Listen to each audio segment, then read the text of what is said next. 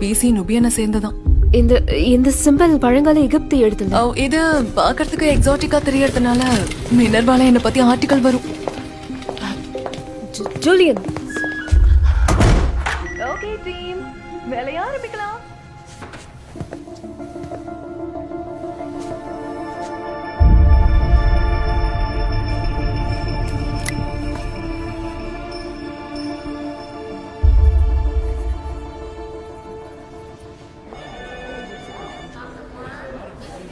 Okay, rules என்னன்னு சொல்லு.